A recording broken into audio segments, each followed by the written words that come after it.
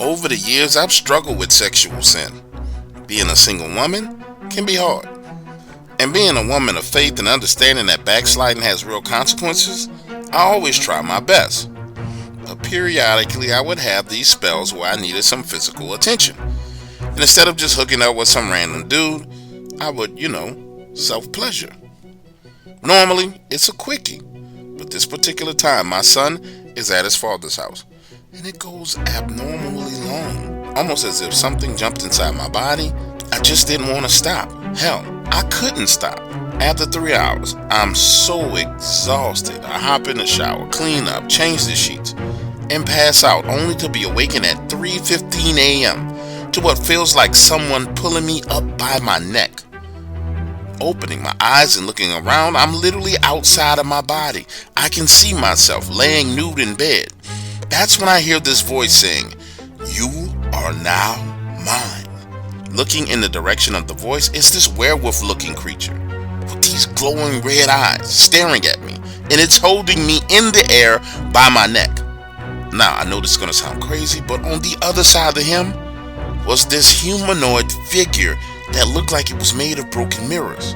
Absolutely terrified, I tried to talk, but my lips wouldn't move. So I thought in my head, "Jesus, Lord, Jesus, help me." And just then, I'm slammed back down into my body. Now I wake up bouncing in the bed, and when my eyes open, I see that mirror-looking entity in the doorway. It looks just like a human being, except for it's made of broken and chipped glass. That encounter freaked me out so much that I haven't done anything like that since.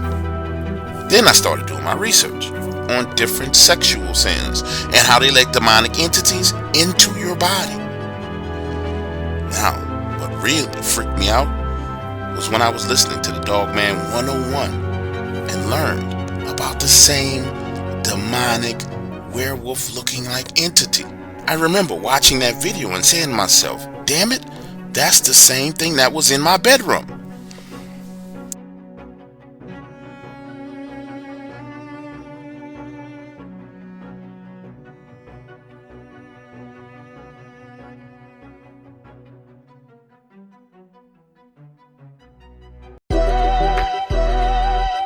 Ain't this a bitch? I'm waiting on some action to jump off in here. You heard what Mr. Molly said. We top flight security of the world, Craig.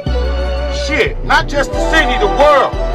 Been jacked by Santa Claus, all kind of shit. They need security in the world, Craig. Shit. For one thing, calm down. Slow your roll. Don't let that man pump you up, Day-Day, and get your ass shot out here. We ain't no damn top flight security of the world. We Craig and Day-Day. So just kick back, relax. You heard what happened to the last security guards.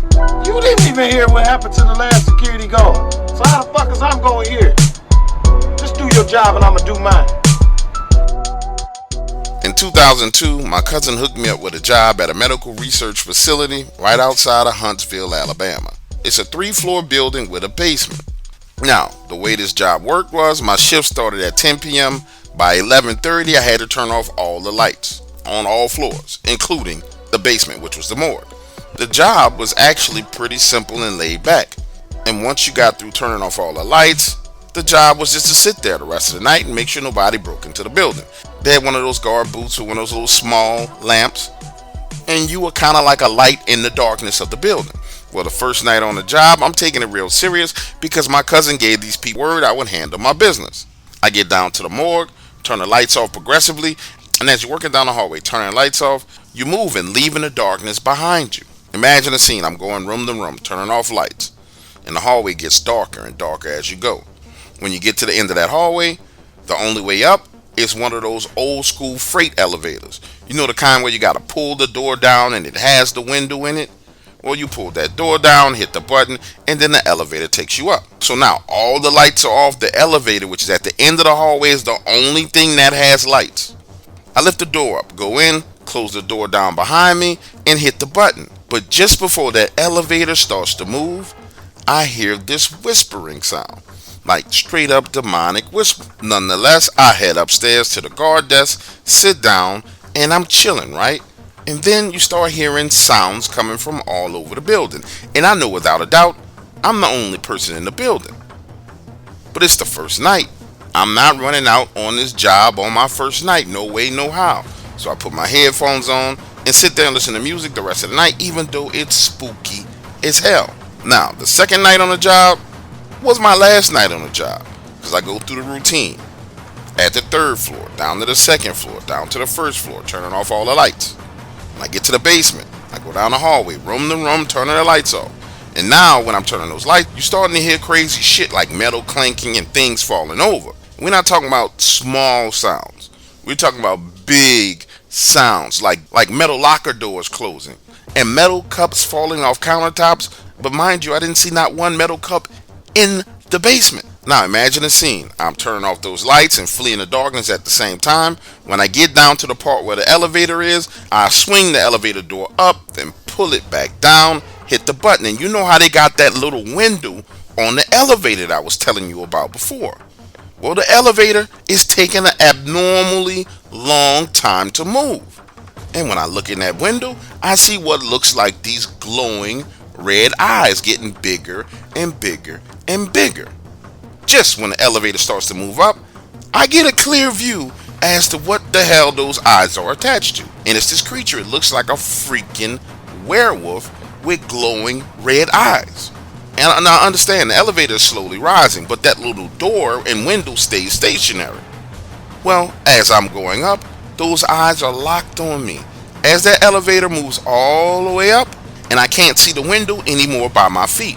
Now, I'm not going to sit here and pretend that I was brave and bold. None of that. I get to the first floor, walk out the closest exit I can find, lock that door behind me, and go home. And nigga, when I tell you I couldn't wait to quit that job, I couldn't wait to quit that job, because I'm outside the place at 7:30 the next morning. It opens at 8 a.m. and I give them all of their shit. The uniform, the flashlight, the keys, go into the boss's office, and I tell him, listen, I'm sorry for inconveniencing you like this, but I'm going to have to quit this job. When he goes on to inquire about why I'm quitting, I tell him, listen, I'm not built for this shit y'all got going on around here. Now get this, he knew without a doubt something freaky and weird was going on in that basement, because the only words that come out of his mouth is, it's the basement, right? And I'm like, hell yeah, it's the basement. Then he goes on attempting to talk me into working one more shift while he gets the old security guard back on the phone and sees if he can talk him back in to coming to work. And I'm like, nah, bruh, you not listening to me. I'm not working here no more. You can mail my check for the 2 days I work to my house, but I don't want nothing to do with this building. Y'all got some freaky, weird shit going on around here.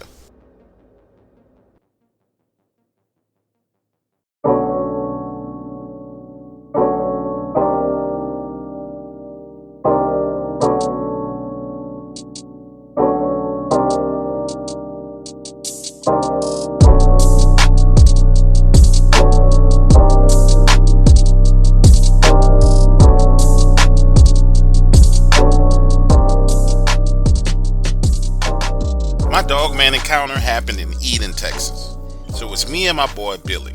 And for years we've been trying to hook up with these two twin sisters, the Shea twins. Their pops was a guy named Sam Shea.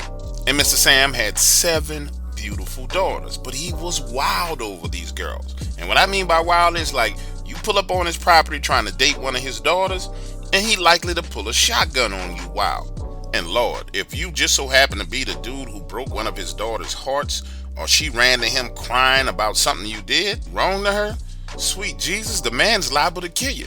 I'm 16, Billy's 17. They sneak out of their father's house, and we picked them up on the road. Now, the plan was to head out to this little dirt road off Highway 2007. We called it Lover's Lane.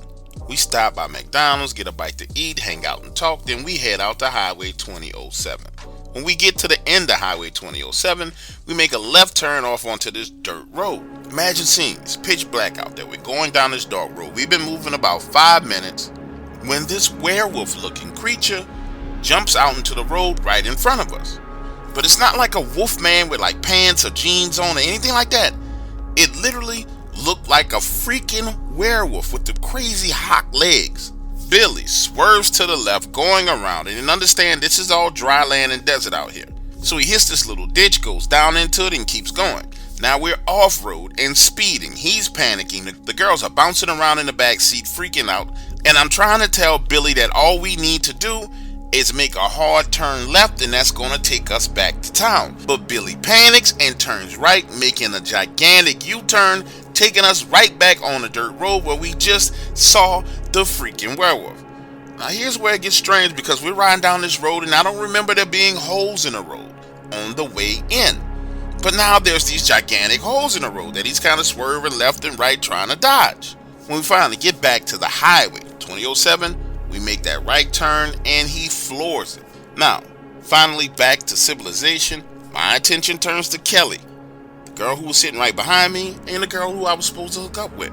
She's in the back seat, so afraid that she's hyperventilating. And when Kelly finally calms down, she starts to explain to us that the werewolf was pacing the vehicle the entire time with its face pressed up against her window. According to her, it was smelling her through the crack in the window. Now get this, months pass, I done successfully hooked up with Kelly. We technically dating, and I'm joking about that night. I'm like, Kelly girl, you so sexy, even that werewolf wanted a piece of what I was trying to get that night. That's when she explains to me that I wasn't getting nothing that night because her cycle had started. And then she goes deeper and tells me she believed that the reason why it focused on her was because she was on her cycle. Understand, I have been dating her this entire time and I didn't know any of this. But what I did know was that when her cycle was down, she stayed home after dark. Didn't even go out the front door.